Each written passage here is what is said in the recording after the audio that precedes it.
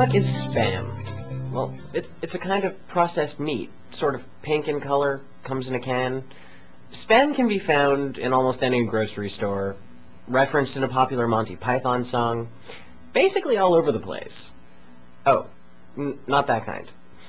In the digital age, spam has a new meaning. It's even in the dictionary. Unsolicited email, often of a commercial nature, sent indiscriminately to multiple mailing lists, individuals, or news groups. Junk email. Spam doesn't mean ads. It doesn't mean abuse.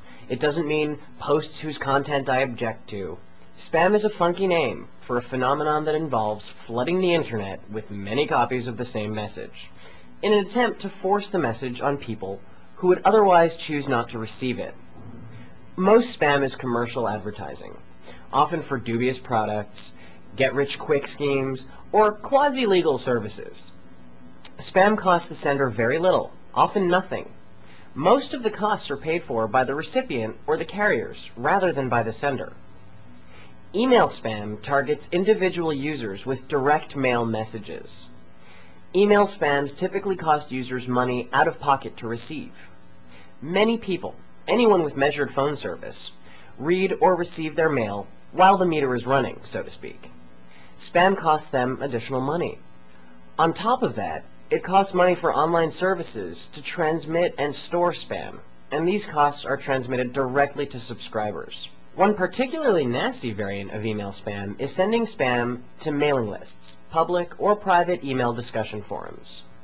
Because many mailing lists limit activity to their subscribers, spammers will use automated tools to subscribe to as many mailing lists as possible, so that they can grab the lists of addresses or use the mailing list as a direct target for their attacks. Other types of spamming include posting commercial ads to Usenet news groups that do not permit it, posting articles containing binary encoded data to non-binary news groups, and excessive and repeated posting of off-topic messages to news groups. Industry Canada, a federal department of the Canadian government, investigated spam activity on the internet and found that in the year 2000, spam amounted to about 10% of all email transmitted. 2 years later, it had climbed to 30%.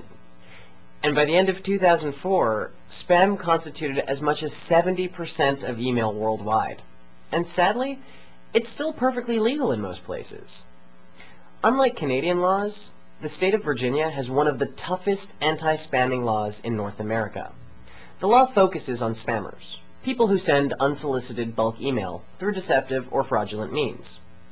The new law enforces criminal charges against those who take part in common spamming practices, such as forging the return address line of an email message. In Virginia, the penalty for sending more than 10,000 unsolicited email messages in one day is now a prison sentence from 1 to 5 years, along with the relinquishment of any profits and assets related to these fraudulent activities. But those kinds of laws are not yet prevalent. Basically, if anything is going to change, you need to help stamp out spam. You've probably seen an increase in the amount of junk mail which shows up in your email box or on your favorite news group.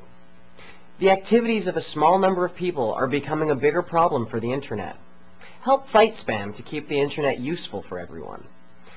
Things you can do personally to help combat spam include never responding to it, filtering out your email, and registering complaints with your internet service provider, or ISP.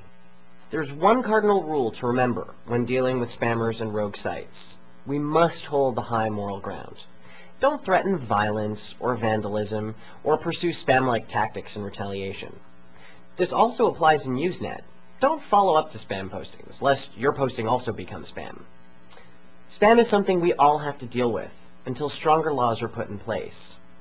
Tools in our email applications and servers, or service providers, are getting much better at recognizing spam and blocking it.